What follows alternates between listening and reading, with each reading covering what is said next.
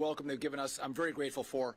Just maybe a quick note, at USDOT, a lot of us look to Texas on how to do it and how to do it well. They're one of the bright stars in USDOT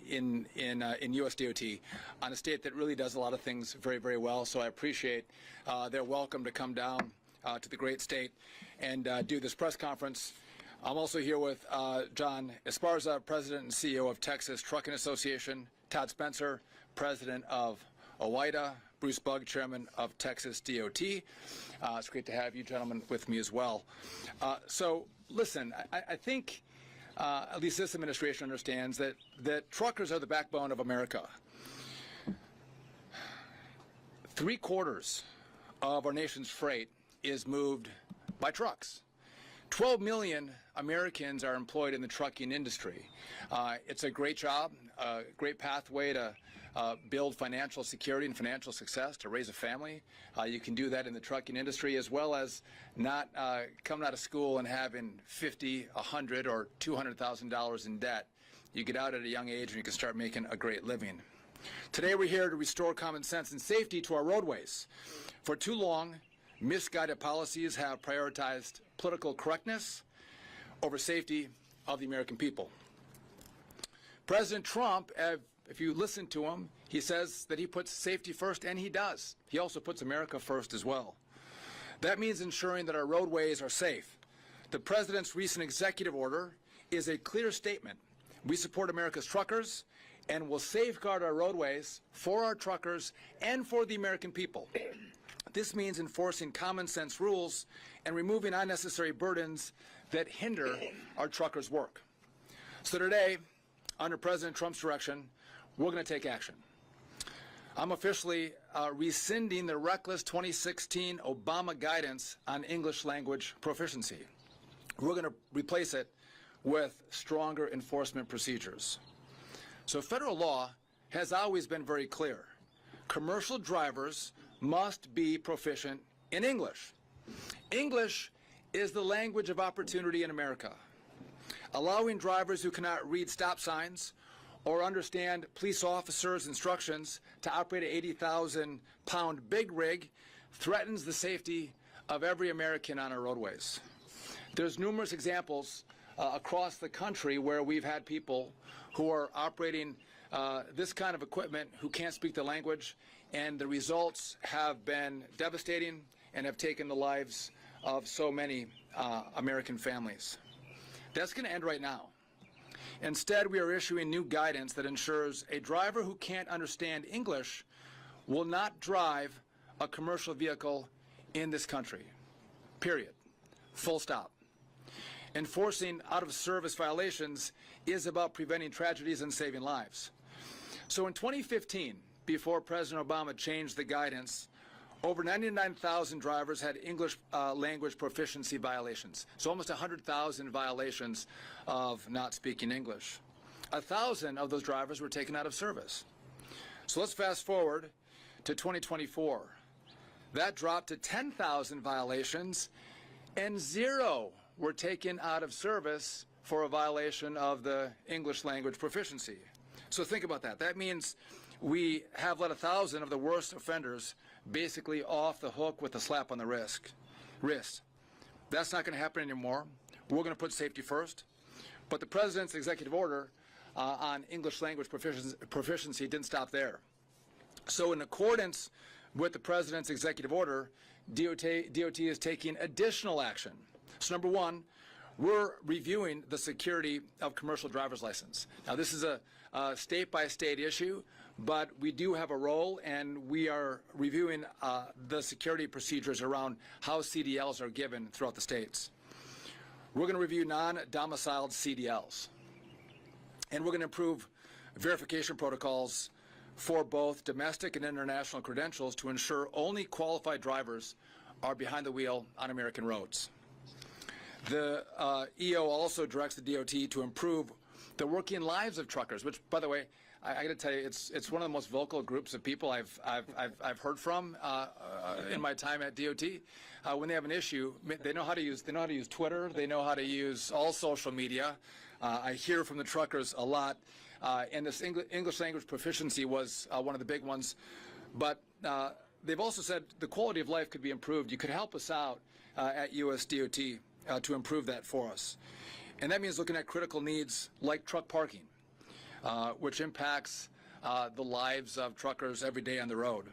There will be more to come on this, but you can be assured that the DOT is committed to helping truckers and trucker safety. From not enforcing English language proficiency to broker fraud to non-domiciled CDLs, it kind of feels like the trucking industry has become the Wild West with a lot of bad actors who have been allowed to play in this space. We're going to end the play of bad actors, and we are going to support and encourage and prop up the great businesses, the great drivers, the great brokers that make this country work, that move our products, that make sure that we have a supply chain that functions and functions well in this country. So today's actions are a step in the right direction. We'll not compromise when it comes to safety. And I just want to, again, thank USDOT for being here. And I'm going to tell you, this administration, and maybe it brings me back to, President Trump, being shot in the face. And that's a moment where you can't think about that. You can't plan that. You can't orchestrate that. There's just something genetic that happens when you respond. And we saw our president stand up and put his fist in the air and say, fight, fight, fight. And I say that because our president has grit, right? This is an industry that also has grit. And you have a USDOT right now that shares that grit. And so we are going to work together and fight together to make sure we enforce our laws, make sure our roads are safe, and we take the bad actors out of business and off our roads. And so with that, I want to now turn it over to John Esparza, President and CEO of Texas Trucking Association. Thank you, Mr. Thank you very much. Secretary, thank you very much. We appreciate the work that you're doing. It's clear that not just is the president that has grit, but those that are serving him do as well. And that's something that certainly is not lost on us in the industry, not lost on us from the prospect of what we're doing here at this beautiful campus with our partners in the Texas Department of Public Safety and our Texas Department of Transportation. So this is an issue that has been long in the works, something that as an industry we've been in communication with for years now. You heard the history behind it. The very basic premise behind what's occurring today is safety. Imagine you cannot, if you're in the enforcement side, you're unable to communicate roadside. This is something that's very basic when it comes to the attention of safety. We've joined our partners with the Texas Department of Transportation now for a number of years, and mark no deathless day, Mr. Chairman. That doesn't happen on our highways in this great state. Every day since early 2000, November if I'm not mistaken, we have not had a day without a fatality on our highways. And as a trucking industry, we're here to do our part. There's a lot of factors involved with that, but doing our part is part of what we're talking about today and part of what the Secretary has also mentioned that we're going to continue to work on. When we talk about non-domiciled, when we talk about the instances of cabotage that are occurring out there, we're going to work in every area that we can so that this equipment behind you that's moving 80,000 pounds of freight on any given day on our highways, highways, Mr. Chairman and Todd, that our families are on as well. That is not lost on us as an industry, and is why we spend time, energy, effort, hours of training on safety. We know that's how the trucking industry can do its part. And when we talk about English proficiency, we are talking about the very first interaction that we're having roadside, and what we see, given the great state of Texas that we are, and it's, Mr. Secretary, it ain't bragging if it's true, you're right, but we share 1,250 miles of U.S.-Mexican border in the state of Texas of the 1,550 miles in the entire country.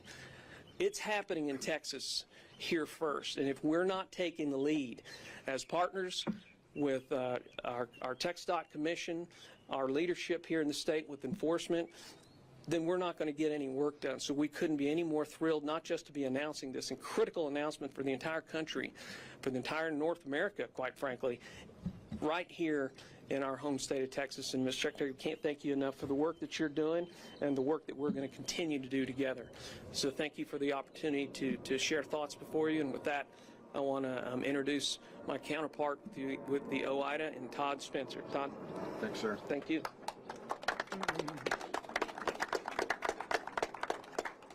Good morning. My name is Todd Spencer, president of the Owner-Operator Independent Drivers Association. OIDA is the largest national trade association representing the views of small business truckers and professional truck drivers in all states, and quite a few right here in the lovely state of Texas. I want to thank Secretary Duffy for hosting this important event, and I want to thank President Trump for taking bold action to put highway safety first by signing the executive order that restores English language proficiency as a core safety requirement for commercial drivers. This is a good day for truckers, it's a good day for families, and it's a good day for common sense. Out on the road, there's no margin for error.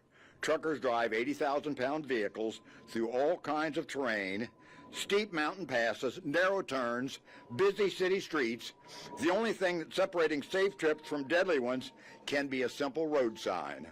These signs aren't suggestions, they're warnings. They save lives, but only if they're understood. That's why English proficiency behind the wheel isn't some bureaucratic requirement. It's a life and death safety standard. Truckers must be able to read road signs, communicate with law enforcement, and respond in emergencies. When that doesn't happen, people get hurt or worse. But for nearly a decade, enforcement of this requirement was gutted. The result, safety violations didn't go away, they just stopped being tracked. OIDA is advocating for returning English proficiency to the list of serious violations, and we've been calling on federal regulators to restore accountability and focus on real safety. And now, because of this administration's leadership, that's exactly what's happening. The executive order signed by President Trump is a major step forward for safety, not just for truckers, but for every person on the road. Complying with the English language proficiency standards doesn't mean you have to recite an encyclopedia, but it should mean you comprehend routine safety messages. Those can and should be taught in training schools, and tested for English proficiency isn't optional. It's essential and it's required. English language proficiency is required under regulations describing general qualifications for drivers.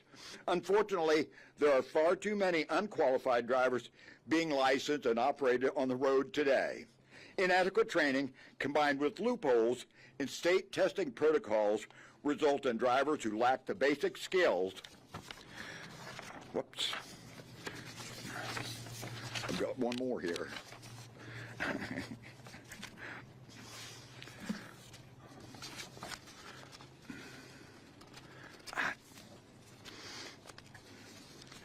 Well, in conclusion, again, we want to thank the Secretary, we want to thank the Trump administration, and I need to have a shout out here to Shannon Everett and American truckers for turning a light under this whole issue.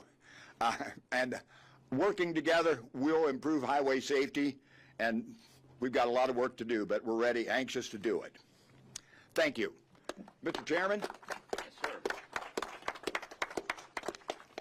Todd, thank you for that, and John, thank you for your remarks. Secretary Duffy, welcome to Texas. Thank you. It's good to be here. We are so glad to have you in Texas, and let me tell you, Texas is all about relationships, and we have been looking for a partner in U.S. DOT for a long time over the last several years. We are glad you are in Texas with us today, and I commit to you we will work together as partners. Absolutely.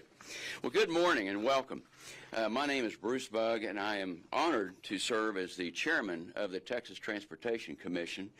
Governor Abbott appointed me in February of 2015, right after he was inaugurated, and it's been my honor to serve Governor Greg Abbott and be able to work with people like you, Mr. Secretary. We are working every day with our more than 13,000 employees at the Texas Department of Transportation. Over 13,000 men and women get up every day and make sure that we bring the best transportation system to Texans and also people that are driving trucks. We want to make sure that we are giving you the best experience. Thanks for the continued leadership, Secretary Duffy, in D.C. And maybe we didn't have leadership for a while. Thank you for restoring leadership is what I really should say. And I think it's going to be great working with you and working with the DOT in Washington, D.C. More than any other state in the nation, Texas has commercial trucks move more than 1.5 billion tons of freight every year. That's why we're hard at work at continuing to build our infrastructure in the state of Texas, and we actually have over $60 billion of road and highway improvements under construction in real time throughout the entire state of Texas. That is, I would say, Secretary Duffy, a all-time record for the state of Texas. And it just shows you how we are committed. The men and women of TxDOT who join me today are committed to making sure that we are deploying the best infrastructure to keep our state growing as rapidly as it is.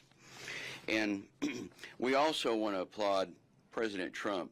It's just common sense what President Trump has done. And thank you for coming to Texas to sign what will implement common sense for everybody that gets on the highway.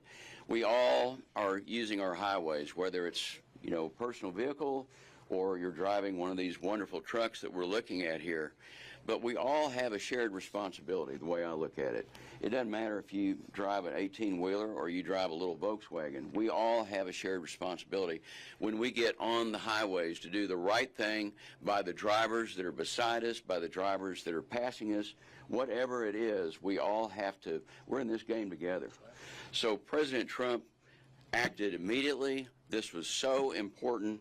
And please tell the President how much we appreciate him taking these steps.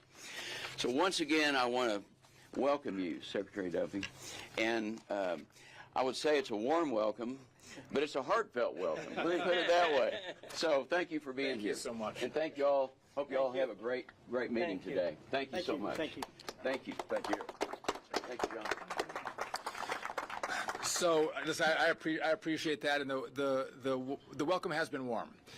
My one regret is I came to Texas and I didn't bring my cowboy boots. That's a fail. Sorry about that. Next time I'll make sure I bring my boots. They're good looking. So listen, per the president's directive, with his executive order, I'm going to sign a secretarial order right now that's going to direct our department to, again, go back and follow the law in regard to English language proficiency and taking trucks out of service who don't follow that law.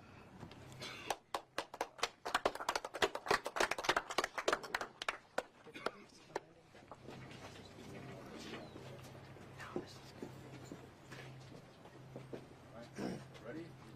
Here we go. Make it so. Moving on. Here we go. Yeah. Yeah. Woo.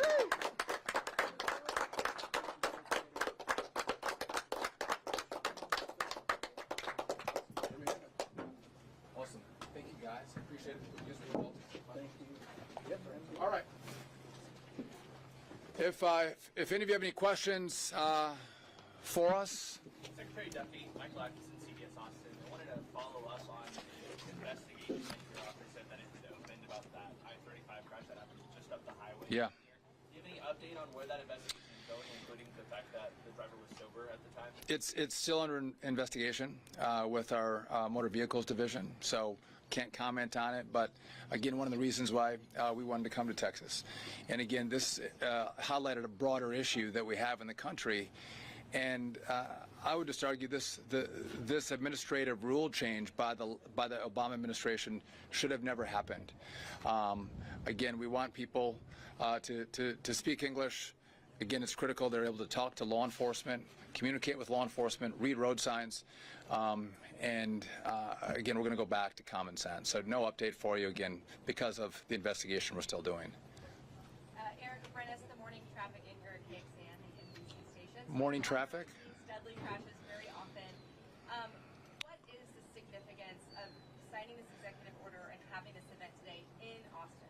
So we're changing the rule in regard to someone who is pulled over and can't speak the language. They'll be put out of service, where before they'd be given a slap on the wrist and allowed to continue on their way. So the consequence of taking one of these vehicles out of service and having the company come back and find another driver, it becomes very costly.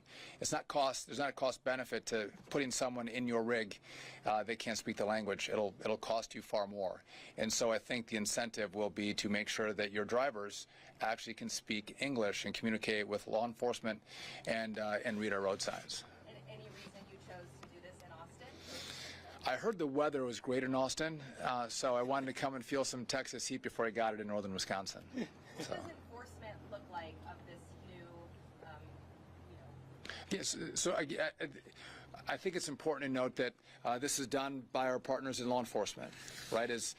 Whether it's at way stations, or if it's just interactions that law enforcement have with the great men and women who have taken this on as a profession. But when they see those drivers who, again, can't communicate, they'll take them out of service. So, again, there's not one umbrella in which this will fall under. It's the whole spectrum of law enforcement on our roadways that our law enforcement will use to make sure they're enforcing this order, which is common sense, and it's the way it's been done since before Obama changed it at the end of his administration. What, Emiliano, with the Austin American Statesman, what unsafe practices do you believe English non-proficient drivers are doing that English proficient? So, yeah, it's a good question. So you have to be able to communicate with law enforcement if you're stopped, right? If you're at a way station, what are you carrying? What kind of load do you have? And if you can't speak the language and communicate with law enforcement, that creates a risk for, I think, everyone involved. If you can't read road signs, that creates a risk. And we have a number of examples where whether it was just negligence or the driver was not able to read the road signs, we have examples of accidents where lives were lost. And so, again, we have a language that our law enforcement is using, and we have a law in place that hasn't changed. Just the enforcement portion of it was changed by the Obama administration. We're going to go back to the common sense of making sure you speak English, and we think this makes sense. It makes everyone on the road, I think, safer. And again, this is holistic. We have 40,000 deaths on American roads every year. And as much as we try, it's really hard to move those numbers. Is this going to move those numbers by the thousands? No. But I think we have to think through how can we take small steps and start to save lives and move that needle in the right direction. And I think this is one of those small things we can do to follow the law and make sure we keep our roads safe. Are you privy to any data then that your department has that suggests that We can send over examples to you if you want, and it is the law. How we enforce the law, what's the penalty for the law, is what we're dealing with right now. Anybody else? Again, do you have a question? Yeah, I do have a question. Brandon Bettis with KVU News. Secretary Duffy, Austin Airport has had air traffic controller shortages for a long time, and it's causing some delays. What are you guys doing to help hire and train traffic controllers a little bit quicker? This was one morning I thought I could not talk about aviation, but I will. Listen, we take this very seriously.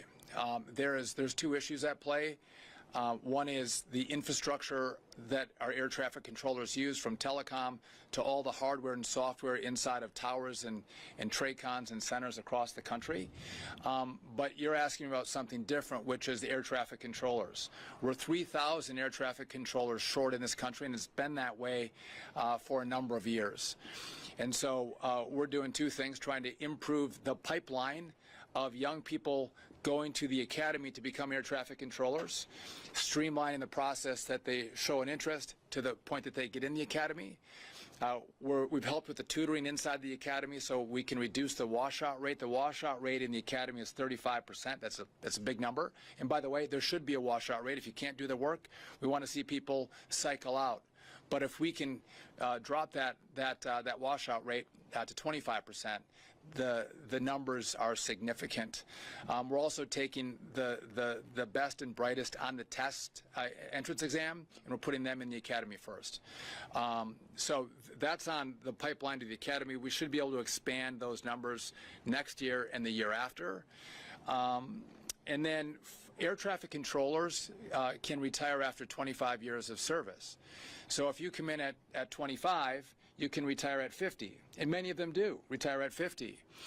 And so what I've done is I've offered those air traffic controllers who are of the age where they can retire, they've done the 25 years, we're offering them a 20% upfront bonus of their salary, writing them a check to stay for another year.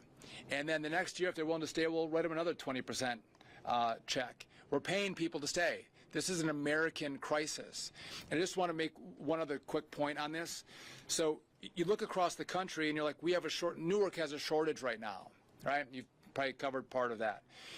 Well, I just can't take a controller from, say, Dallas and move them to Newark or the TRACON in Philly that's been having staffing issues.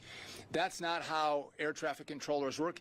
A really experienced controller from Dallas, if they go to the Philly TRACON to control the Newark airspace, it'll take them upwards of a year to train up on that airspace. So you just can't move people around and get immediate results. So the fixes are going to take us some time, some months, some years. But if we're going to fix it, we have to start now, and that's what we've done. We have a plan that I'm going to need Congress's help, specifically your great Senator Ted Cruz. I'm going to need his help. And by the way, he's been a great partner of mine.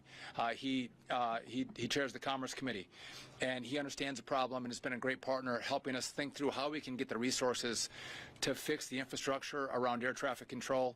And he's been a partner in bringing more controllers onto the job. So I want to thank Texas for Senator Cruz and the great work he's doing as a partner for us at DOT. Very grateful. With that, I didn't get out without air traffic control, but I do thank you for the question. Thank you all for coming out. And I want to thank the industry. These are the great men and women who do move our products, that do make sure our supply chains work. And sometimes they can go unsung. I think we actually recognize the great work they do during the pandemic. We saw how important they were. But that work continues on a daily basis, and we're grateful for all you do, keeping our roads safe, our people safe, and moving our products. And it's great to be in Texas. Thank you.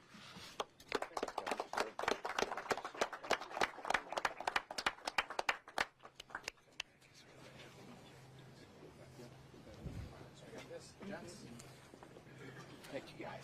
Great. Appreciate your help. Okay. We're going to take you back to your trailer, sir. Choice. He's a perfect friend. He's a great guy. I worked with him and also